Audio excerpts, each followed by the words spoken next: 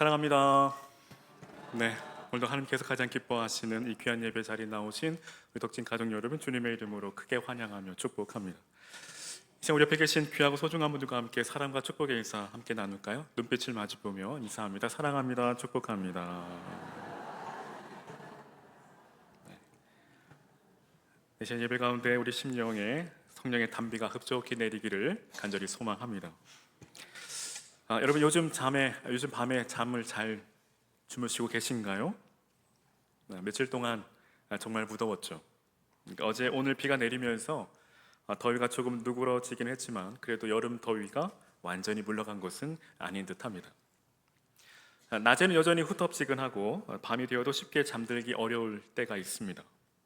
창문을 열어보면 비 온 뒤에 바람이 조금 시원하게 느껴지기도 하지만 습한 공기 때문에 오히려 더 답답하게 느껴지기도 합니다. 그러니까 에어컨을 켜면 춥고 끄면 다시 덥고 또 그렇게 이불을 덮었다 걷었다 하다 보면 어느새 잠이 달아나 버릴 때가 있습니다.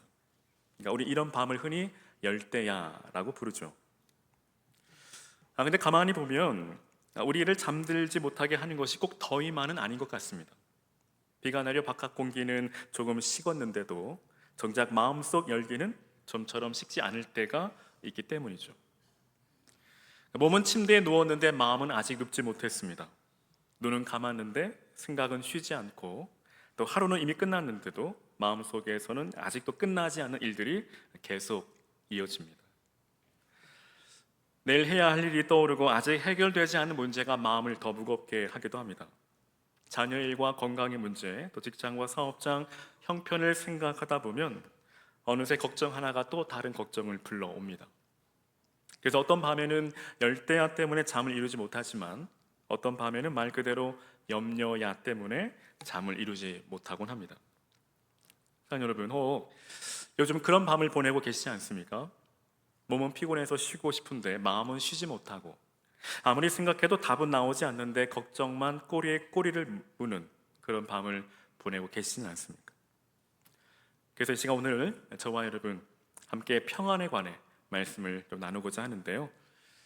바라길 오늘 말씀을 통해 저와 여러분 그 심령에 참된 평안이 함께 하시기를 주님의 이름으로 간절히 축원합니다. 먼저 오늘 말씀의 배경과 당시 상황을 잠시 살펴보고자 하는데요. 이제 예수님께서는 십자가를 지시기 직전 제자들과 마지막 시간을 보내고 계십니다. 근데 제자들의 마음은 어느 때보다 크게 흔들리고 있습니다. 왜냐하면 예수님께서 제자들의 마음이 흔들릴 수밖에 없는 일들을 계속 말씀하고 계시기 때문입니다. 예수님께서는 십자가를 지실 때가 가까이 왔음을 알고 계셨고 또 제자들과 마지막 식사를 나누십니다. 바로 최후의 만찬이죠. 근데 그 식탁에는 평소와 다른 긴장감이 흐르고 있습니다. 그러니까 제자들은 앞으로 무슨 일이 일어날지 정확하게 알지는 못했지만 뭔가 심상치 않은 일이 다가오고 있음을 직감할 수 있었습니다. 왜냐하면 예수님께서 이제 곧 일어날 일들을 하나씩 말씀하고 계시기 때문이죠. 예수님께서는 제자들의 발을 씻기신 후 만찬 도중에 너희 중 하나가 나를 팔리라고 말씀하시죠. 이때 제자들은 서로 얼굴을 바라보며 도대체 누구를 말씀하시는지 술렁였을 겁니다. 그런데 그것으로 끝나지 않습니다. 예수님께서는 자신이 그들을 떠날 것이라고 말씀하시고 또 누구보다 자신만만했던 베드로에게 닭 울기 전 내가 3번 나를 부인하리라고 말씀하십니다. 여러분, 당시 제자들의 입장에서 한번 생각해 보십시오. 그들은 지난 몇 년 동안 자신의 삶을 걸고 예수님을 따랐습니다. 베드로와 안드레, 야고보와 요한은 배와 그물을 내려놓았고 다른 제자들 역시도 자신들에게 익숙했던 삶을 뒤로 한 채 예수님을 따랐습니다. 제자들에게 예수님은 그저 말씀을 가르쳐 주시는 선생님 정도가 아니었습니다. 예수님을 따라 삶의 방향을 결정했고 그분께 자신들의 미래를 걸었습니다. 근데 웬걸요? 바로 그 예수님께서 떠나신다고 말씀하십니다. 뿐만 아니라 한 제자는 예수님을 배반할 것이고 누구보다 앞장서서 주님을 따랐던 베드로마저 주님을 부인하게 될 것이라고 말씀하십니다. 그러니 제자들의 마음이 얼마나 혼란스러웠을까요? 분명 지금까지 믿고 따라왔던 모든 것이 한꺼번에 흔들리는 것처럼 느껴졌을 겁니다. 그래서 요한복음 14장 1절에서 예수님께서 말씀하십니다. 너희는 마음에 근심하지 말라. 왜 이런 말씀을 하실까요? 이미 제자들의 그 마음에 근심이 가득했기 때문입니다. 그리고 오늘 본문이 27절에 이르면 예수님께서 다시 한번 제자들을 향해 말씀하십니다. 평안을 너희에게 끼치노니 곧 나의 평안을 너희에게 주노라. 여기서 우리가 꼭 기억해야 할 것이 있는데, 지금 예수님께서는 제자들 앞에 놓인 모든 문제를 해결해 놓고 나서 평안을 말씀하신 것이 아니라는 사실입니다. 십자가는 여전히 앞에 있습니다. 예수님의 죽음도 다가오고 있습니다. 잠시 후 제자들은 두려움에 사로잡혀 흩어질 것이고, 훗날 복음을 전한다는 이유로 세상의 미움과 핍박도 겪게 될 것이 분명했습니다. 근데 바로 그런 상황 속에서 예수님께서 말씀하십니다. 내가 너희에게 평안을 주노라. 여기에 오늘 우리가 꼭 붙들어야 할 말씀이 있습니다.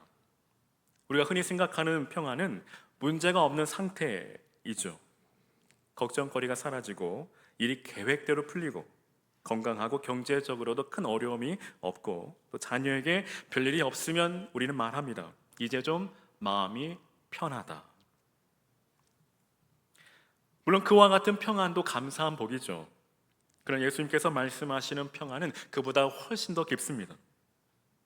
그렇다면 예수님께서 주시는 평안은 세상이 주는 평안과 무엇이 다를까요? 첫째, 세상이 주는 평안은 환경에 달려있지만 주님이 주시는 평안은 주님께 있습니다. 예수님께서 말씀하시죠. 내가 너희에게 주는 것은 세상이 주는 것과 같지 아니하니라. 즉, 우리도 형편이 좋아지면 자연스럽게 마음이 편해질 때가 있습니다. 예를 들어 건강검진을 받고 의사에게서 별다른 이상이 없습니다 라는 말을 들으면 마음이 놓입니다. 멀리 떨어져 있는 자녀에게서 엄마 아빠 저 잘 지내고 있어요 라는 연락이 오면 안심이 됩니다. 어려웠던 사업장의 형편이 조금씩 풀리고 또 불편했던 관계가 회복될 때에는 마음이 한결 가벼워집니다. 물론 이런 평안도 감사한 일이죠. 근데 문제는 상황이 좋아서 얻은 평안은 상황이 달라지면 언제든지 쉽게 흔들릴 수 있다는 데 있습니다. 즉, 병원에서 괜찮습니다 라는 말을 들을 때는 마음이 놓이지만 조금 더 자세한 검사를 해봅시다 라는 말을 듣는 순간 마음은 금세 무거워지고 온갖 생각이 밀려옵니다. 경제적으로 조금 여유가 생겼다가도 예상하지 못한 지출이 발생하면 다시 걱정이 시작되고, 자녀가 잘 지내는 것 같다가도 연락이 되지 않으면 금세 또 마음이 불안해집니다.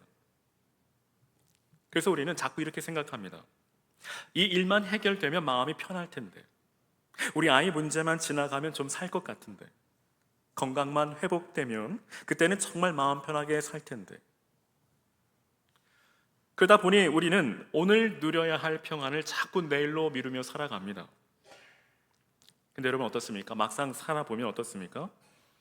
한 문제가 지나가면 또 다른 문제가 찾아옵니다. 자녀가 어릴 때는 건강 때문에 걱정하고 학교에 들어가면 공부와 친구 관계 때문에 마음이 쓰입니다.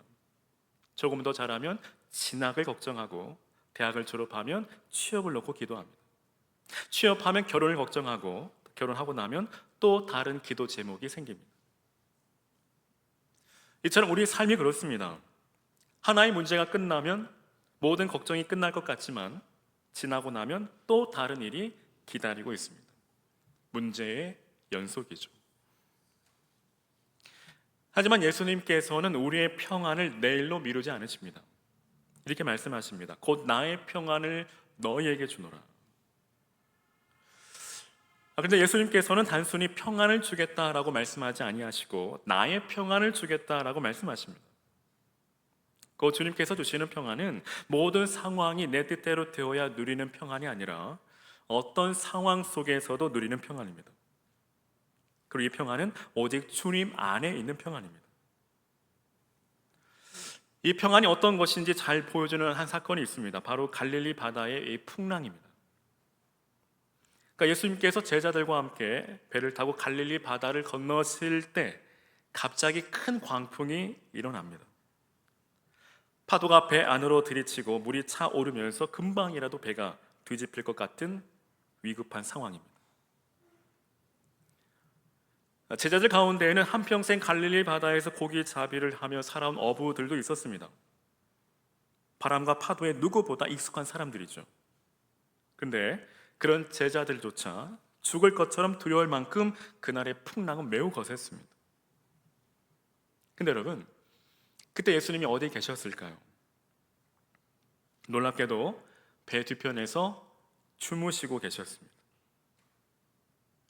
같은 배를 타고 같은 풍랑을 지나고 있지만 제자들의 마음은 두려움으로 가득했습니다. 근데 예수님께서는 그 한가운데서도 평안히 주무시고 계십니다. 이는 풍랑 한가운데서도 모든 것을 다스리시는 주님의 그 능력이, 그 주권이 주님께 있기 때문입니다. 믿으십니까? 믿으시기를 바랍니다. 그럼에도 당장 이 제자들의 눈에는 눈앞의 풍랑만 크게 보입니다. 배에 물이 차오르고 있으니 두려울 수밖에 없죠. 저 역시도 분명 그랬을 겁니다. 그러나 여러분, 그 순간 제자들이 놓치고 있었던 것이 하나 있죠. 그것은 바로 그 배 안에 풍랑을 다스리시는 예수님이 함께 계신다는 사실입니다. 사랑하는 여러분, 풍랑이 일어난다 해서 예수님께서 그들을 떠나신 것이 아닙니다. 파도가 거세진다 해서 주님의 능력이 사라진 것도 아닙니다. 문제는 풍랑이 너무 크게 보이다 보니 함께 계시는 주님을 제대로 바라보지 못한 것이죠. 그러니까 우리의 삶도 그렇습니다. 문제가 커지면 그 문제만 바라보게 되고, 그러다 보면 함께 계시는 주님보다 눈앞의 현실이 더 크게 느껴질 때가 있습니다. 그러나 주님이 주시는 평안은 환경이 만들어주는 평안이 아니라 어떤 상황 속에서도 주님이 나와 함께 하신다는 사실을 믿으며 누리는 평안입니다. 그런데 그와 같은 믿음이 있다고 해서 염려가 전혀 찾아오지 않는 것은 아닙니다. 그렇다면 염려가 찾아올 때 우리는 어떻게 해야 할까요? 둘째, 참된 평안은 염려를 주님께 맡길 때 시작됩니다. 예수님께서 말씀하십니다. 너희는 마음에 근심하지도 말고 두려워하지도 말라. 근데 이 말씀을 들으면 이런 생각이 들 수 있습니다. 근심하지 말라고 해서 근심이 안 되나요? 맞는 말이죠. 여러분, 걱정하지 않으려 해도 마음속 염려는 다시 올라옵니다. 자꾸 올라옵니다. 계속 올라옵니다. 그렇다면 염려가 찾아올 때 우리는 어떻게 해야 할까요? 바울은 빌립보서 4장에서 그 해답을 우리에게 가르쳐 줍니다. 아무것도 염려하지 말고 다만 모든 일에 기도와 간구로 너희 구할 것을 감사함으로 하나님께 아뢰라. 즉 염려를 억지로 없애려고 하기보다 그 염려를 하나님께 가지고 가라는 것입니다. 다시 말하면 염려는 내가 계속 붙들고 있는 문제이고, 기도는 그 문제를 하나님 손에 맡기는 것입니다. 바울의 이 권면은 그의 형편을 생각하면 더 깊이 다가옵니다. 즉 바울은 아무 걱정도 없는 편안한 자리에서 이 말을 하고 있는 것이 아닙니다. 우리가 아는 것처럼 그는 복음 때문에 많은 고난을 겪었고 앞날도 알 수 없는 시간을 지나고 있습니다. 근데 그런 바울이 말합니다. 아무것도 염려하지 말라. 대신 그 모든 것을 하나님께 가져가라. 여기에서 눈여겨볼 말씀이 바로 모든 일에입니다. 즉 자녀의 문제도, 건강의 문제도, 또 경제적인 어려움도, 사람들과의 관계 때문에 생긴 마음의 상처도 하나님께 가지고 가십시오. 다른 사람에게 말하기에는 너무 사소해 보여도 내 마음을 무겁게 하는 일이라면 하나님 앞에서 전혀 숨길 필요가 없습니다. 하나님께는 무엇이든 말씀드릴 수 있습니다. 사실 염려와 기도는 같은 문제를 붙들지만 방향은 전혀 다릅니다. 염려는 계속 묻습니다. 내가 어떻게 하지? 내가 어떻게 하지? 그러나 기도는 이렇게 고백합니다. 하나님, 저는 모르지만 주님은 아십니다. 주님은 하십니다. 즉 염려는 문제에 시선을 묶어두지만 기도는 그 문제를 가지고 다시 하나님을 바라봅니다. 그리고 우리의 염려를 조금 더 들여다보면 이런 마음이 숨어 있을 때가 있습니다. 내가 이것을 어떻게든 해결해야 한다. 내가 이것을 어떻게든 붙들고 있어야 한다. 근데 여러분, 우리가 정말 모든 것을 붙들고 있을 수 있을까요? 우리가 자녀의 모든 순간을 지켜줄 수 있을까요? 다른 사람의 마음을 내 뜻대로 바꿀 수 있을까요? 내일 무슨 일을 만날는지 우린 도무지 알 수 없습니다. 내가 할 수 없는 일을 내가 다 책임지려 하니 마음이 지치고 무거워지는 것입니다. 그래서 여러분, 기도는 하나님께 무엇을 달라고 구하는 시간이 아니라 내가 할 수 없는 것을 인정하고 그것을 하나님 손에 맡기는 시간이기도 합니다. 여러분, 밤에 누웠는데 한 가지 문제가 떠올라 계속 생각해 본 적 있으시죠? 내일 어떻게 하지? 조금 더 기다려야 하나? 혹시 더 나빠지면 어떡하지? 생각은 꼬리에 꼬리를 물지만 그렇게 오래 고민한다고, 오래 염려한다고, 걱정한다고 문제가 해결되는 것도 아닙니다. 그럴 때는 생각만 붙들고 있기보다 하나님께 말씀드려야 합니다. 즉 기도해야 한다라는 것입니다. 하나님, 제가 이 문제를 계속 붙들고 있습니다. 제가 밤새 고민한다 해서 해결되는 일이 아니라는 것을 압니다. 그래서 이제 주님께 맡깁니다. 그리고 여러분, 구체적으로 맡기시기 바랍니다. 주님, 이 자녀를 주님께 맡깁니다. 건강의 문제를 주님께 맡깁니다. 이 사업장의 형편을 주님께 맡깁니다. 이 관계를 주님께 맡깁니다. 근데 여러분, 기도했는데도 상황이 그대로라면 어떻게 해야 할까요? 바로 여기에서 빌립보서 4장의 약속이 이어집니다. 빌립보서 4장은 기도하면 모든 문제가 즉시로 사라진다라고 말씀하지 않으십니다. 여러분, 실망하셨나요? 대신 이렇게 말씀하시죠. 약속하십니다. 하나님의 평강이 너희 마음과 생각을 지키시리라. 즉 우리는 상황이 먼저 달라지기를 바라지만 하나님께서는 때때로 그 상황보다 먼저 우리의 마음을 붙들어 주십니다. 검사 결과는 아직 나오지 않았고 자녀의 형편도 사업장의 상황도 그대로일 수 있습니다. 근데 여러분, 기도하고 나면 마음속에 이런 고백이 생깁니다.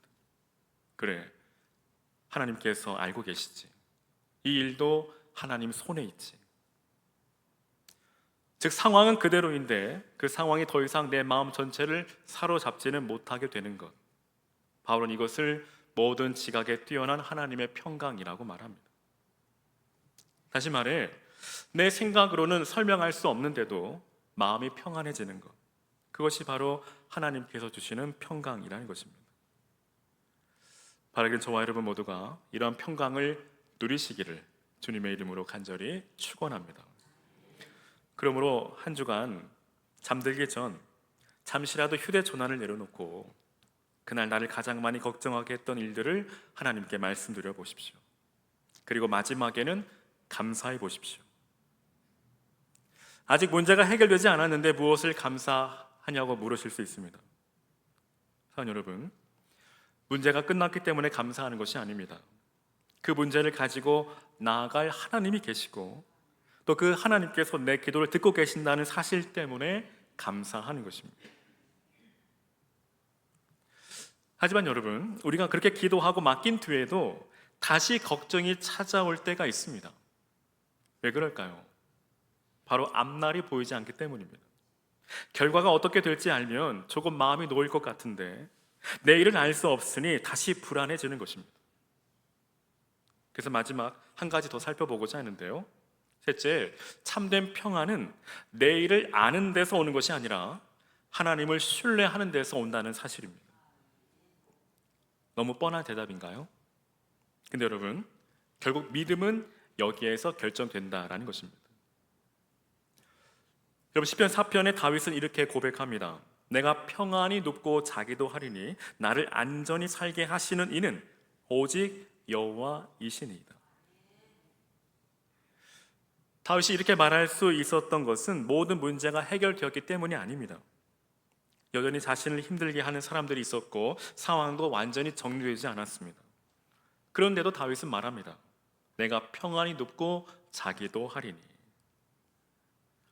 어떻게 그럴 수 있었을까요? 이는 내일 무슨 일이 일어날지 다 알고 있었기 때문이 아닙니다. 다윗에게 이것 하나는 분명했고 확실했습니다. 즉, 나를 안전히 살게 하시는 이는 오직 여호와이시니이다. 즉, 다윗이 평안할 수 있었던 그 이유는 미래를 다 알고 있었기 때문이 아니라 자신의 삶을 붙들고 계시는 하나님을 신뢰하고 믿었기 때문입니다. 우리도 미래를 알고 싶어 합니다. 검사 결과가 어떻게 나올지, 자녀가 앞으로 어떤 길을 걷게 될지, 사업이 회복될지 미리 알 수 있다면 마음이 훨씬 더 편할 것 같습니다. 그냥 하나님께서는 우리 인생 전체를 한꺼번에 보여주시지 않을 때가 많습니다. 미리 보여주시면 너무나 좋을 것 같은데 왜일까요? 왜냐하면 미래를 다 아는 것이 믿음이 아니라 미래를 붙들고 계신 하나님을 신뢰하는 것이 참 믿음이기 때문입니다. 밤에 차를 운전해 보면 쉽게 이해할 수 있습니다. 헤드라이트를 켜도 목적지까지 가는 길 전체가 한꺼번에 보이진 않습니다. 지금 지나가야 할 앞부분만 보이죠. 하지만 그만큼 가면 또 다음 길이 보입니다. 우리의 믿음도 그렇습니다. 하나님께서는 미래 전체를 먼저 보여주시기보다 오늘 살아갈 만큼의 은혜를 주십니다. 구약의 이스라엘 백성들이 광야에서 만나를 먹었던 모습도 이것을 잘 보여줍니다. 즉, 하나님께서는 이스라엘 백성들에게 여러 날 먹을 양식을 한꺼번에 쌓아두지 않게 하시고 그날 필요한 만큼 거두게 하십니다. 왜 그렇게 하셨을까요? 광야는 단순히 배고픔을 해결하는 곳이 아니라 하루하루 하나님을 믿고 살아가는 법을 배우는 자리였기 때문입니다. 말하자면 광야 학교입니다. 즉, 이스라엘 백성들은 아침마다 만나를 거두며 배워야 했습니다. 어제 우리를 먹이신 하나님께서 오늘도 먹이신다. 그리고 오늘을 지나며 또 배워야 했습니다. 오늘 우리를 돌보신 하나님께서 내일도 우리를 버리지 아니하시고 우리를 친히 돌보신다. 근데 오늘 우리는 어떻습니까? 가능하면 내일의 만나까지 오늘 쌓아두고 싶어 합니다. 내일의 답을 오늘 알고 싶고 미래까지 미리 확인하고 싶어 합니다. 하지만 하나님께서는 내일의 모든 답을 먼저 주시는 대신 오늘 필요한 은혜를 주십니다. 왜냐하면 앞서 말씀드린 것처럼 하나님께서 우리에게 원하시는 것은 미래를 다 아는 것이 아니라 미래를 붙들고 계신 하나님을 신뢰하고 그분을 믿는 것이기 때문입니다. 그래서 시편 121편에서 믿음의 순례자들은 이렇게 고백합니다. 이스라엘을 지키시는 이는 졸지도 아니하시고 주무시지도 아니하시리로다. 우리는 지치면 쉬어야 합니다. 우리에게는 한계가 있기 때문이죠. 그러나 여러분, 하나님은 졸지도 아니하시고 주무시지도 않으십니다. 그럼에도 우리는 때때로 마치 내가 밤새 깨어 있어야 모든 일이 제대로 될 것처럼 걱정합니다. 자녀 걱정을 하며 잠을 자지 못하고 건강과 사업장의 형편을 생각하며 밤새 뒤척입니다. 하지만 내가 깨어 있다 해서 모든 것을 지킬 수 있는 것은 아닙니다. 그래서 믿음의 사람들에게 잠을 든다는 것은 때로 하나의 신앙 고백이 될 수 있습니다.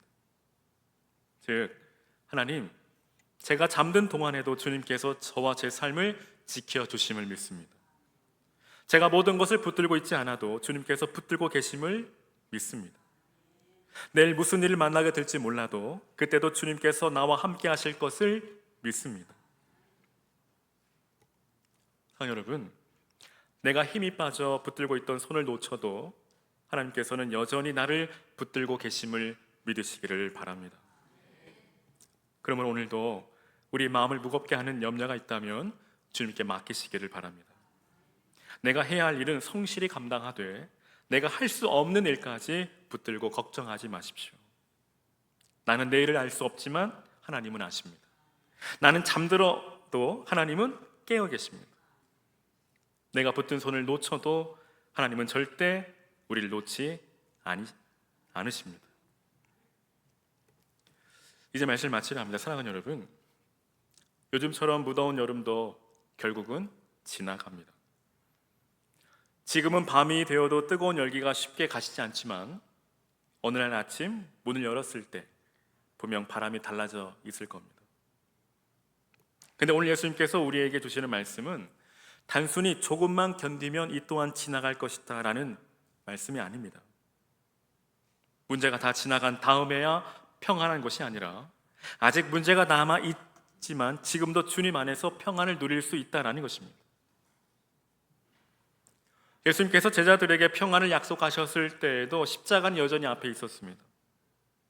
근데 바로 그 자리에서 주님께서 말씀하십니다. 평안을 너희에게 끼치노니 곧 나의 평안을 너희에게 주노라. 혹 지금 마음이 쉬지 못하는 밤을 지나고 계신가요? 그렇다면 염려와 두려움을 오늘 주님께 맡기시기를 바랍니다. 내가 모든 답을 알지 못해도 하나님은 아십니다. 내가 내일을 볼 수 없어도 하나님께서는 내일도 나와 함께 하십니다.